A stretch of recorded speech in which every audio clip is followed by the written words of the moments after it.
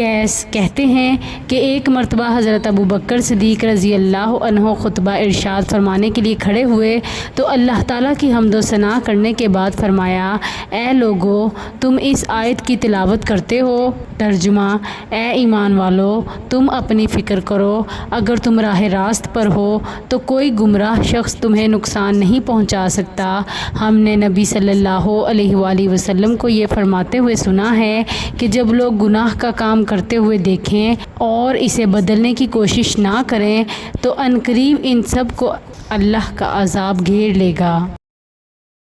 حضرت جبیر بن مطعم رضی اللہ عنہ سے روایت ہے، انہوں نے فرمایا، میں نے رسول اللہ صلی اللہ علیہ وآلہ وسلم کو دیکھا کہ جب آپ نماز شروع کرتے تو 3 بار فرماتے، اللہ اکبر کبیرہ، اللہ اکبر کبیرہ، اللہ بڑا ہے سب سے بڑا، اللہ بڑا ہے سب سے بڑا۔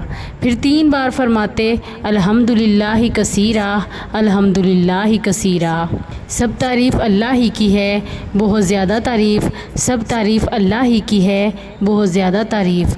پھر 3 بار کہتے، سبحان اللہ بکرۃ و اصیلا، میں صبح و شام اللہ کی تسبیح اور تقدیس کرتا ہوں، اور بعد میں یہ کلمات بھی پڑھتے۔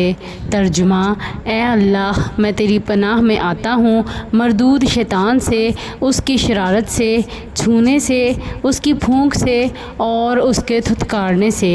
حضرت عمر بن رحم اللہ نے فرمایا، اس کے چھونے سے مراد موتا کی بیماری ہے، اس کا تھتکارنا یعنی خلاف شریعت شاعری ہے، اور اس کی پھونک تکبر ہے۔